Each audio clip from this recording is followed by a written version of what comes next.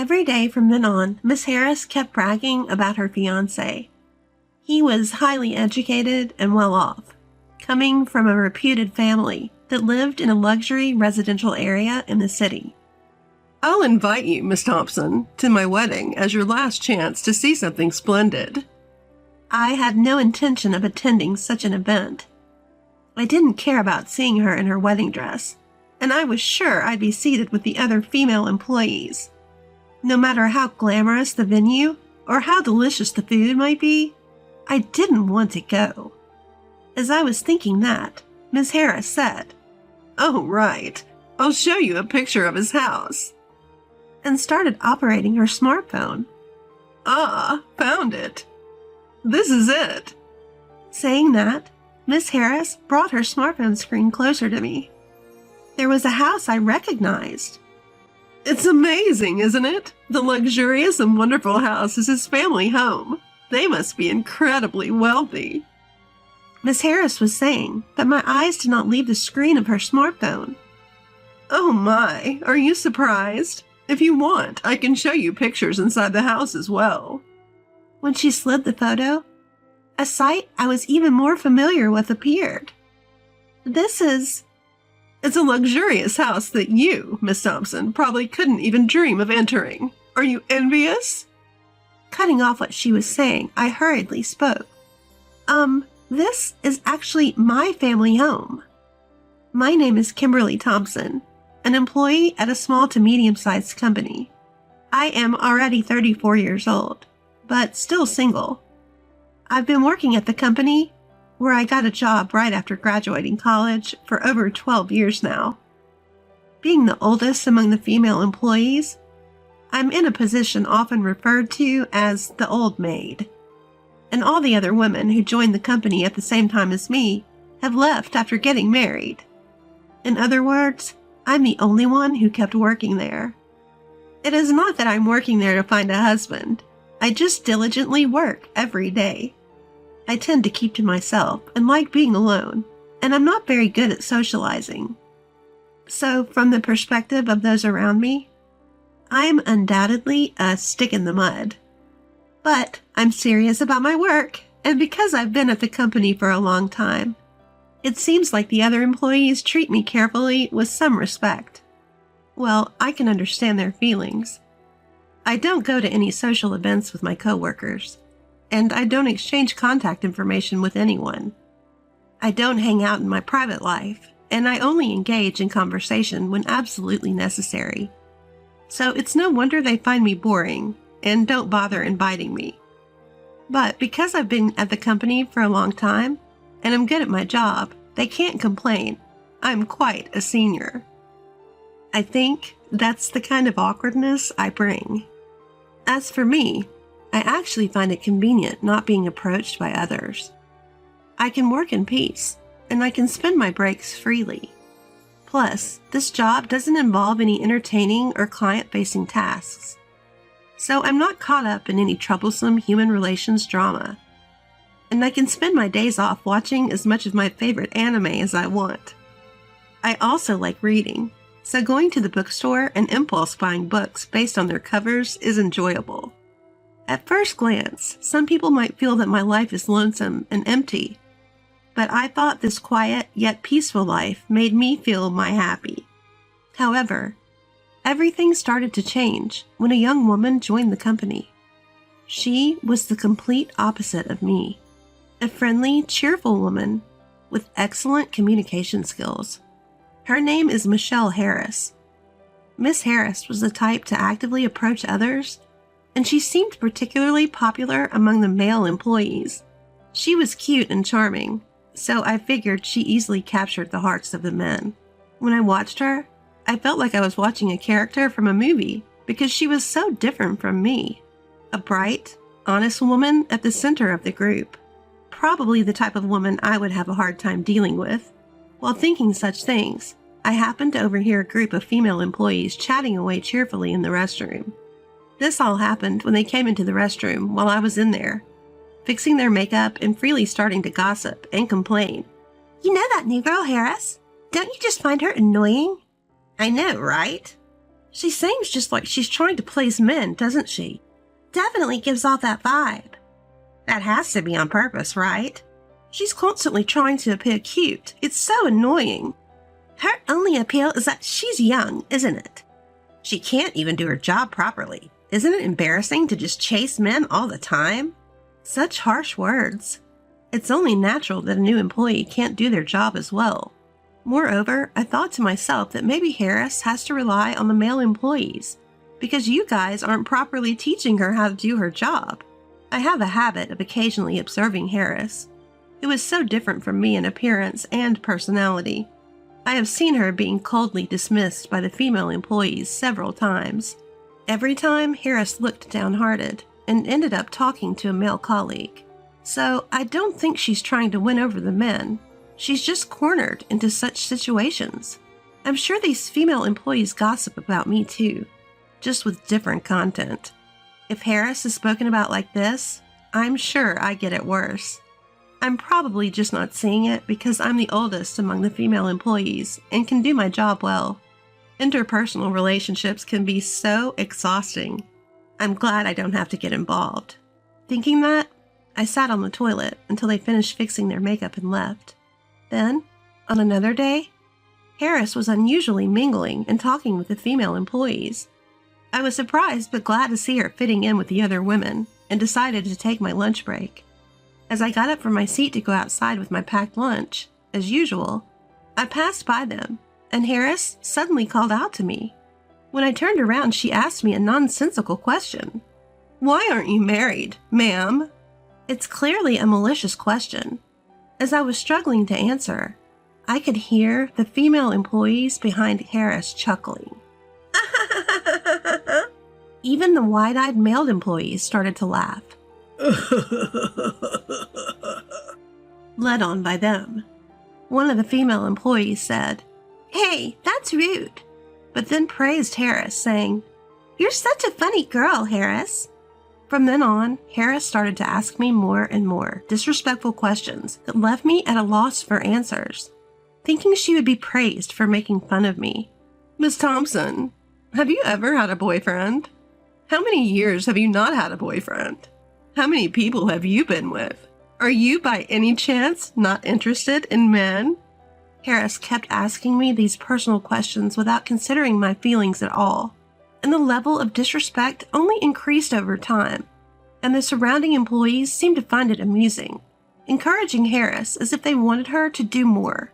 I suppose she was happy to be recognized as one of them by the other female employees. Trying to meet their expectations, she kept intensifying her remarks to me. As things escalated, she began to flaunt her own status to me. "My boyfriend just gave me a designer bag as a gift the other day. I'm going to a high-end restaurant tonight that's booked out for the next 6 months. Do you just eat macaroni and cheese at home, Thompson?" This kind of petty one-upmanship had been her modus operandi. "Miss Thompson, you don't seem to have any connection with luxury items. How pathetic," she would throw in with her sarcasm. Rather than feeling angry, I was beginning to find it impressive. As this silly back and forth went on, I found myself increasingly burdened with Miss Harris's work. Miss Harris, who was rather overbearing, had an invincible disregard for fear. The other female employees seemed unable to deal with her, and she rapidly turned into a monster. Then one day, after some time had passed, something happened. When Miss Harris came to work, she was very upbeat and started talking to me. "I got engaged." As she said this, she showed me a picture of her fiancé, even though I hadn't asked. When I responded with a polite, "That's nice," and tried to return to my work, Miss Harris continued to chatter on. "My fiancé is really rich, kind, handsome, and perfect. Are you jealous? I'm going to be happy leaving you here, Miss Thompson." With that, she brought her smartphone screen closer to me. She continually belittled me and bragged about how amazing her fiancé was and how she had hit the jackpot by getting engaged to him. "Well, I am jealous. Congratulations, truly," I said. Miss Harris, looking satisfied, said, "Okay, I'm going back to work," and returned to her desk. When it comes to this, it's almost refreshing. I sighed deeply. I need to focus on my work. Just as I was trying to switch my mindset, I heard the other female employees talking behind me. She's really getting carried away, isn't she? Seriously, just because she's getting married, she's acting so giddy? What's up with that? Like she can actually be happy after getting married. She probably can't even do housework and might cheat on him. I agree. She's definitely the type who would get divorced quickly once her charms wear off. Totally agree. As one of them began to vent, the others joined in, spewing complaints. Out of pure curiosity, I asked the female employees, "Weren't you all friends with Miss Harris?" "What are you talking about? No way." They all laughed. We would never be friends with a woman like that. It's just her thinking we're her friends. I see. It seems that Miss Harris had managed to make enemies of the female employees again. They didn't mind when she was bullying me, but as she increasingly tried to one-up me, she started doing the same thing to the other female employees. I sighed quietly. Aren't you the ones who boosted and fanned her flames? From then on, Miss Harris boasted about her fiancé almost daily. Apparently, he comes from a prestigious family, is highly educated, earns a high income, and his parents' home is located in an upscale residential area in Manhattan. This has nothing to do with you, Miss Thompson, who always looks so shabby. It seems like you could continue to live a simple life alone. The only people who would marry you are likely to be leftovers. Nobody high profile or high earning would ever consider someone like you. You may have to settle for someone uneducated and unemployed. But even such a man might refuse you, considering you're a dried-up old maid. Miss Harris would say, laughing. I'll invite you to my wedding, Miss Thompson. It will be your last shining moment. I certainly did not want to attend that. I couldn't care less about her wedding dress, and I'm sure I'd be seated with those female employees. Even if the venue is glamorous and the food is delicious, I wouldn't want to be there. As I was thinking this, Miss Harris said, "Oh, I just remembered. I'll show you a picture of his parents' house." And she began manipulating her smartphone. I wasn't interested in her fiancé's parents' house at all. "Oh, I found it. This is it," Miss Harris said, bringing her smartphone screen closer to me. I saw a house that looked familiar. "Isn't it amazing? Such a gorgeous and wonderful house being his parents' home. They must be extremely wealthy. All this will eventually be mine. I'm on top of the world. I'm now part of the rich gang. If I feel like it, I'll invite you over, Miss Thompson." Miss Harris said this, but my eyes couldn't leave the screen of her smartphone. "Oh my, did that surprise you? Feel free to take a look at the pictures of the interior as well." As she slid the phone across, more familiar scenes appeared. This is... You can't see or enter such a luxurious house, can you? Are you envious? I cut her off in a hurry and said, this is actually my parents' house." "What? What are you talking about?" "Well, I mean this house in the photo." When I said that, Miss Harris looked shocked. "Huh? What are you saying? Just because you're envious, you shouldn't make such a lame claim." No matter what she says, I'm convinced this is my parents' house. Besides, I'm an only child, so it's not like I have brothers who could marry her or anyone else. The only ones living in this house are my parents, who have entered their 60s, and our beloved dog. Miss Harris seems to think I was joking and laughed out loud. "Oh, Miss Thompson, you're so high level, keeping a straight face while fooling around." But I said seriously, "No, I'm not kidding. This is really true," she said, pointing at the photo. "But look, his car is parked here too, right? And how could you take pictures inside a house that isn't yours?" Despite her objections, the photos she was showing me were undoubtedly my parents' house. The placement of things, the floor plan, it was all exactly like the house I grew up in. Then it hit me. I remembered a sales guy who was often coming and going from my parents' house. I'd met him there and talked to him. He was desperately trying to get a contract, telling my parents all sorts of convenient things. I asked Miss Harris her fiancé's name. It was the same name as the salesman. I see. So that man, Aaron, was pretending my parents' house was his own to impress her. What a lame guy. Does he think he could get away with that? I noticed other signs that Aaron wasn't a very good person. He was always smiling, and even when my parents said, "We think we'll pass on the contract this time," he would cheerfully respond, "I see. Well, I'll come by again next time." But the moment he left the house, I saw from my bedroom window that he had a really scary look on his face. Maybe he was just angry because he didn't get the contract, but it left me a really bad feeling. There's no need to tell Miss Harris about this, but that house is definitely my parents' house. I won't back down on that. Miss Harris was raising her voice. "What? That house is Miss Thompson's parents' house. That's impossible." No matter how much I explained, she wouldn't believe me. So I decided to take her to my parents' house after work that day. We arrived at my parents' house, and I took her through the gate. I opened the front door and said, "I'm home." Then my parents came out with a smile. "Welcome home. When you said you were coming home all of a sudden, we wondered what was going on. You even brought a friend." "It's not often we see you, but it's nice to see your face after a long time." "We have to serve something since you brought a friend." "We have some sweets we brought when we went on a trip to France with your aunt. We'll serve them with some tea." Looking at Miss Harris, my parents smiled happily.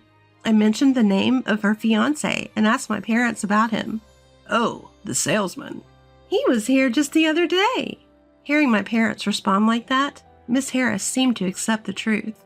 When we arrived in my room, she suddenly began to cry. "What happened? Are you sad because you were lied to about his family home?" Sure, being lied to might have been shocking, but it was not that much of a disaster, I thought. Then Miss Harris said, "I'm sorry," and began to talk about her engagement with Aaron. Apparently, Miss Harris met Aaron at a social gathering. At that time, Aaron told her that he held a position in a major corporation, and when they were alone, he informed her that his family was wealthy, which caused her to fall for his good looks and the status. After that, they went on a few dates and their relationship developed. However, despite Aaron's position in a major corporation, he turned out to be surprisingly stingy. At first, he paid for all of their dates, but gradually, he started making Miss Harris pay, claiming he had no cash on hand. When Miss Harris said something about it, Aaron suddenly proposed, saying, "Actually, I want to save money because I'm going independent. Plus, we need to save for our wedding fund, right?" Caught off guard by the proposal, Miss Harris got carried away and started to shell out cash as he directed. Aaron took advantage of this, borrowing more and more money from Miss Harris, and before she knew it, she had handed him a substantial sum. Still, she fell blindly for his sweet words like, "It's for our happy married life together." If you look at it objectively, you would think that if his family was really wealthy, he wouldn't need to borrow money from his girlfriend. But Miss Harris, who had fallen head over heels in love, seemed to trust him completely. But now it seems, even Miss Harris had come to realize it was a lie. Miss Harris came to apologize to me in tears.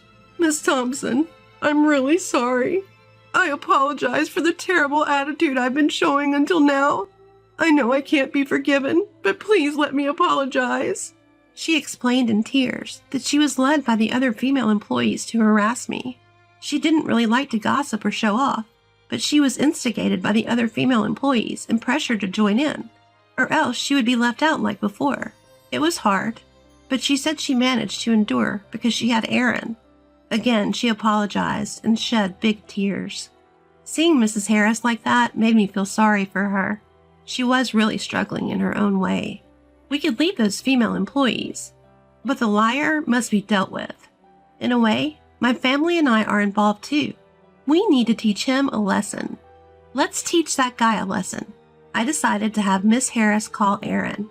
When we arranged to meet at a cafe, he changed his complexion as soon as he saw my face. Aaron, looking uncomfortable, lowered his gaze. I told him I was going to report his misuse of the photo of his family home and his deception of my junior colleague to his workplace. He turned pale and started apologizing.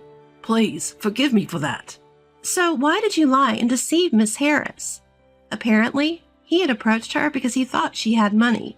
since she wore nice clothes and branded bags. He began to brazen it up and turned to Miss Harris and said something outrageous. Mainly, it's your fault for coming after me without seeing through my lies. I showed you a nice dream, so you should consider it a gratitude fee. I was stunned at his audacity. It reminded me of the hidden side I saw from the window at my family home. You proposed marriage. That's why Miss Harris trusted you. Then Aaron replied with a defiant laugh. Well, I thought it was the best thing to say. What do you mean? So you had no intention of marrying Miss Harris? Well, yes. I'm not thinking about getting married right away. Aaron casually made such a statement. Miss Harris couldn't take it anymore and started crying. Seeing Miss Harris crying, Aaron looked annoyed. What a terrible man he is. There's no need to show mercy to someone like him. I pulled out a voice recorder and said, I recorded what you just said. And you know you can demand compensation for breaking off an engagement without a reasonable cause. Aaron turned pale and frantically said, Whoa, that's gonna be a problem.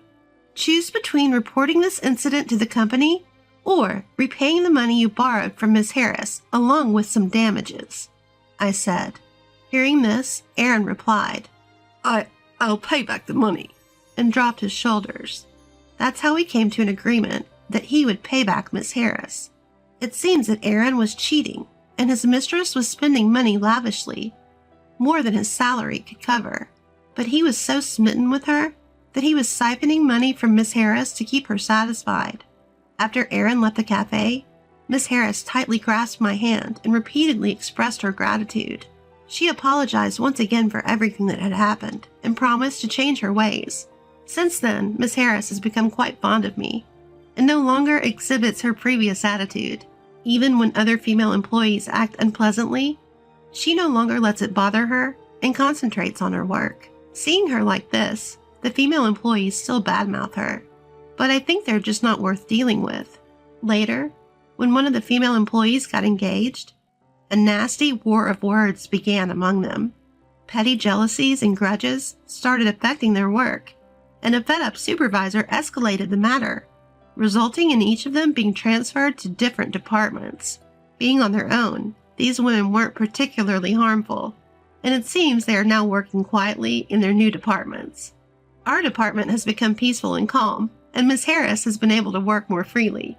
Lately, Miss Harris and I have been having lunch together, sharing our hobbies. Thanks to her, I've developed an interest in fashion, and she has become a big fan of anime. I may not be friendly with everyone, but having someone like Miss Harris, whom I can trust, has made working at this company more enjoyable than ever.